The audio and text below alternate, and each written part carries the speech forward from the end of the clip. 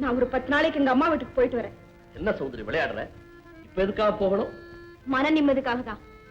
இப்போ இங்க என்ன நிம்மதி குறைஞ்சு போச்சு? உங்க தம்பி என்ன திட்டுறதும் கிண்டல் பண்றதும் உங்களுக்கு நிம்மதியா இருக்கலாம், சந்தோஷமா இருக்கலாம்.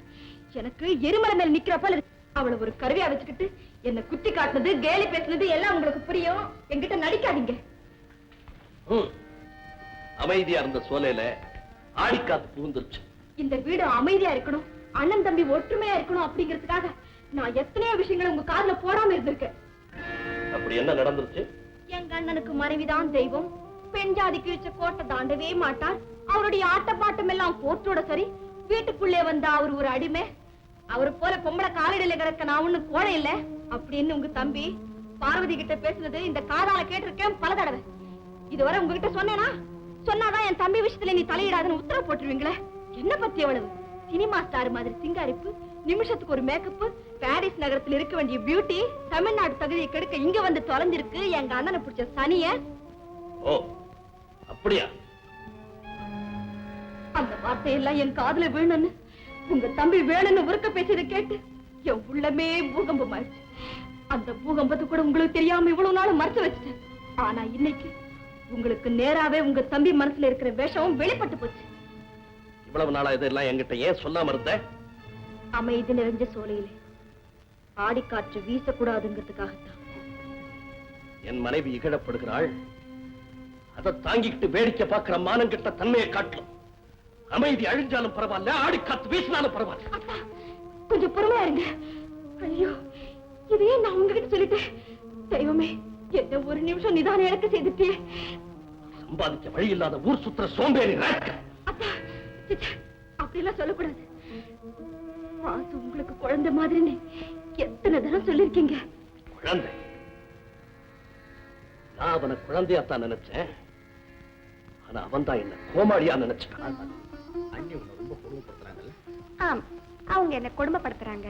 அத நீங்க ஏன் நீங்களா இப்படி கற்பனை பண்ணிக்கிறீங்க? பார்வதி, நீ என்கிட்ட எல்லா விஷயத்தையும் மறைக்க. நீ நிம்மதியாகவும் சந்தோஷமாகவும் இருக்கணுங்கிறதுக்காக நான் வேற கொடுத்தனும் போகலாம். அப்படியெல்லாம் சொல்லாதீங்க.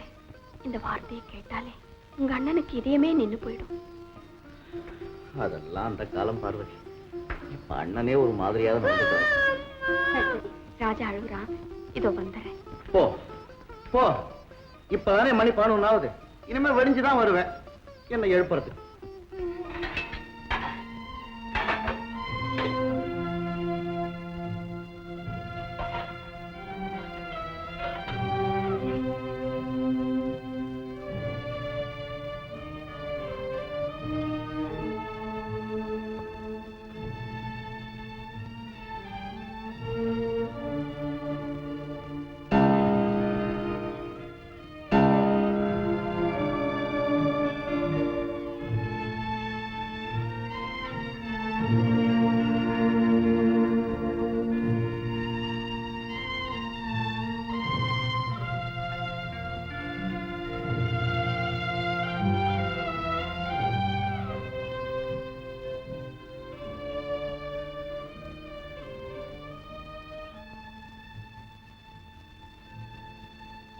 இப்பதான் வரியா?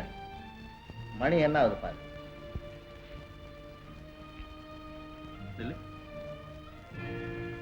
உடம்பு கொதிக்குது. கொஞ்சமாவது ஓய்வு இருந்தா தானே.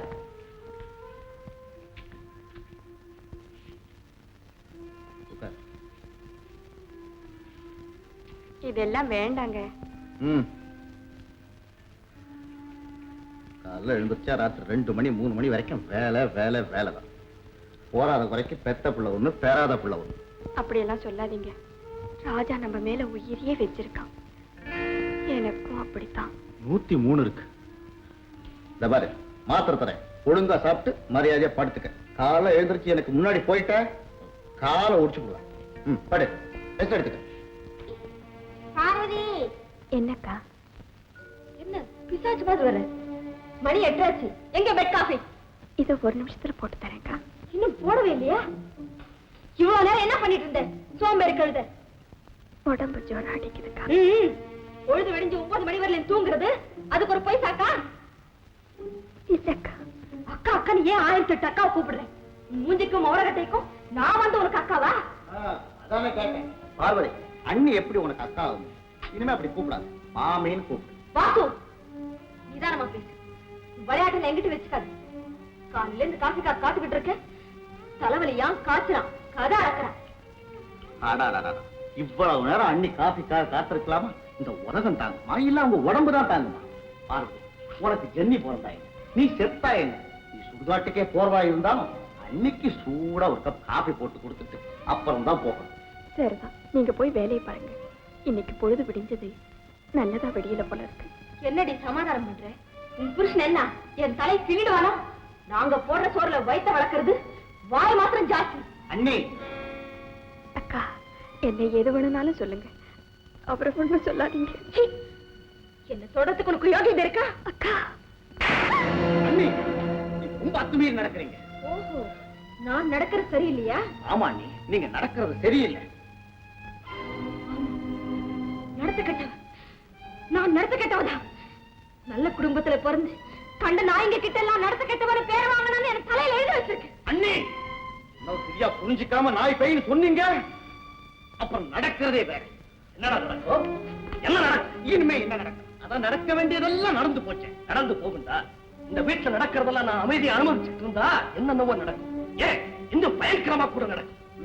நல்லது கெட்டதை பகுத்து பார்க்கக்கூடிய நிலையில நீங்க இல்லாதனாலதான் இதுவரைக்கும் ஒரு கோழ மாதிரி இருந்தேன். நீயா கோழ மாதிரி இருந்த? நீயா கோழ மாதிரி இருந்த? இல்லடா, இல்ல. உன்னுடைய அத்துமீறிய பேச்சுக்களையும் அகம்பாவமான நடவடிக்கைகளையும் தெரிஞ்சு தெரியாத மாதிரி இருந்தேன். ஏண்டா? ஏன் என்னுடைய தம்பி, என்னுடைய ரத்தம், என்னுடைய பாசமுள்ள ஒரே சகோதரன் என்ற காரணத்துக்காக நான் அமைதியா பொறுத்துட்டு இருந்த பாரு, அதுக்கு பேர் தான் கரைஞ்செடுத்த கோழத்தனம். நான் பேச வேண்டியதெல்லாம் நீங்க பேசிட்டீங்கண்ணா. அன்னைக்கு உங்க பேச்சை கேட்டு ஒரு பணம் படைத்த சீமானுடைய மகளை நான் திருமணம் செய்துகிட்டு இருந்தா இன்னைக்கு இந்த வீட்டுல இவ்வளவு பெரிய ஏற்றத்தாழ்வு ஏற்பட்டிருக்காரு. ஒரு சமையல்காரி தங்கன்னு அழைக்க வேண்டிய சங்கடமும் அன்னைக்கு ஏற்பட்டிருக்காரு. நான் ஏன் அந்த கழுதையை தங்கன்னு அழைக்க போறேன்? பார்வதி பத்தி ஒண்ணு பேசுறேன். ஏ, சாபம் கொடுத்துருவாடா மகா பத்திவிரத. அண்ணி, வர உங்க வார்த்தை வராம முடியாது. நீங்க அண்ணனை நம்பிங்க வந்த மாதிரி அவளை என்ன நம்பிங்க வந்திருக்கான். அவளை பத்தி ஏதாவது பேசுனீங்க கொலை நடக்குமா? நிச்சயமா நடக்கும். அத்தான், எங்க கொலை நடக்கும்? யார மிரட்டுறேன்? யாரையும் மிரட்டலன்னா உங்க மனைவியை எச்சரிக்கிறேன். பார்வதியை பத்தி மட்டும் இழிவா பேசட்டும், அப்புறம் நான் உங்க தம்பி பேசுறேன். 1000 தடவை பேசுவேன். இப்ப பேசிக்க பார்க்கலாம். சௌந்தரி, மாற்றுவை தங்கிய உன் மனைவி இருக்காளே, வேலைக்காரி மட்டுமல்ல, இந்தியா பிறந்த வாழா வெட்டி.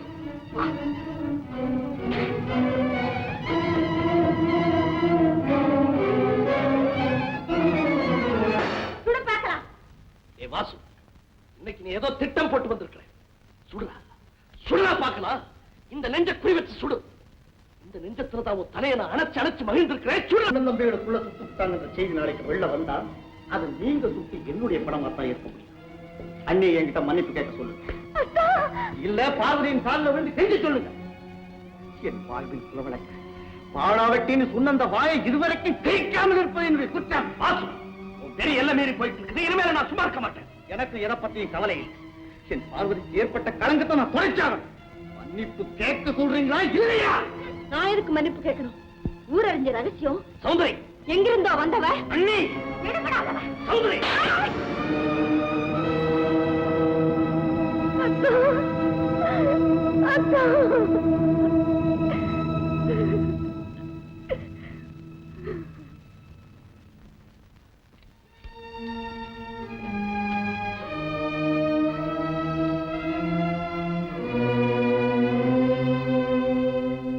எப்படியாவது அவரை காப்பாத்துங்க.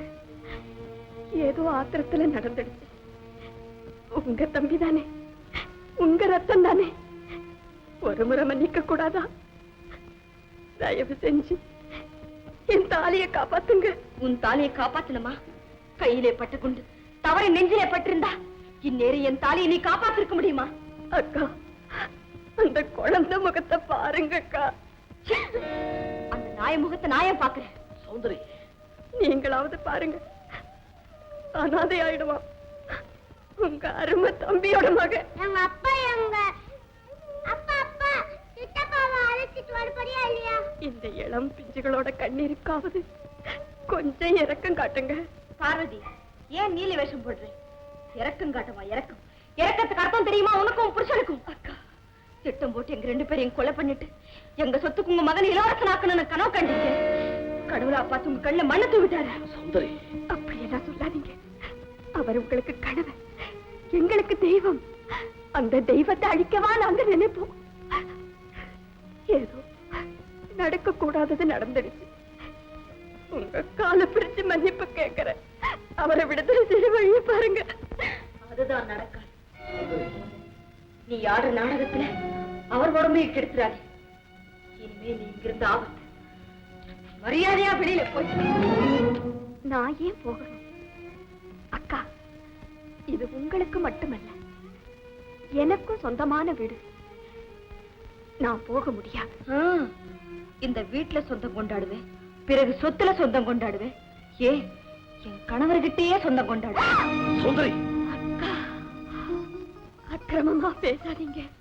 அது ஆண்டவனுக்கே பொறுக்காது. நீங்க யார பார்த்து பேசுறீங்கன்னு ஞாபகம் வச்சுக்கோங்க. பட்டிக்காடா இருந்தாலும் பண்போட வளர்ந்த ஒரு குடும்ப பெண்ணோட தான் பேசுறோங்கிறத ஞாபகம் வச்சுக்கோங்க. பகட்டும் பளபளப்பும் ரொம்ப நாளைக்கு நிக்காது. பண்புதான்கா கடைசி வரையிலும் நிக்கும். சுடுகாட்டுக்கு போன பிறகும் நிக்கும். யாருக்கிட்ட உபதேசம் பண்ற மானம் கெட்டவனே, மரியாதை இருந்து வெளியே போ.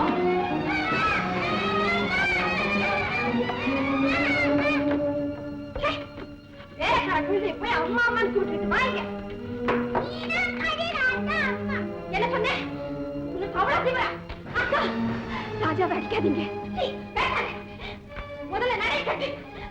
அக்கா, நான் சொல்றது கேளு. ராஜாவை அடிக்காதீங்க. அக்கா, சௌந்தரி, உனக்கு என்ன பிசாசு பிடிச்சிச்சா என்ன?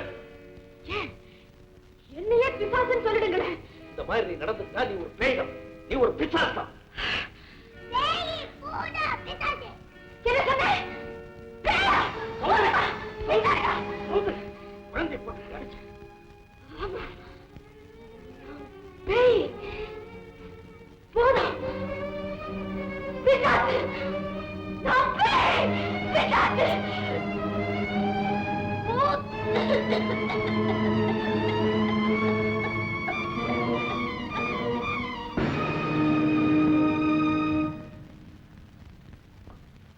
Mister Varadhan, I am sorry, உங்க மிஸ்ஸஸ்க்கு கேன்சர் 3rd ஸ்டேஜ். அதோட டிபி வேற இருக்கு. டாக்டர், ஆமா, எப்படி இத்தனை நாள் கவனிக்காம இருந்தீங்க? இந்த விஷயம் எனக்கு தெரியவே தெரியாது டாக்டர். எங்களால முடிஞ்ச வரைக்கும் பார்க்கறோம், அப்புறம் ஆண்டவன் செய்யும். டாக்டர், எப்படியாவது நீங்க தான் அவளை காப்பாற்றணும். கவலைப்படாதீங்க மிஸ்டர் வரதன், முன்னாடியே தெரிஞ்சிருந்தா இவ்வளவு சீரியஸ் ஆயிருக்காது. சௌந்தரி, உனக்கு உடம்பு சரியால என்ற விஷயம் எனக்கு தெரிஞ்சா எங்க நான் உன்னை வெறுத்துருவேன்னு எங்கிட்டயே மறைச்சிட்டேன். காரியத்தையே கெடுத்துட்டிய சௌந்தரி, காரியத்தையே கெடுத்துட்டேன்.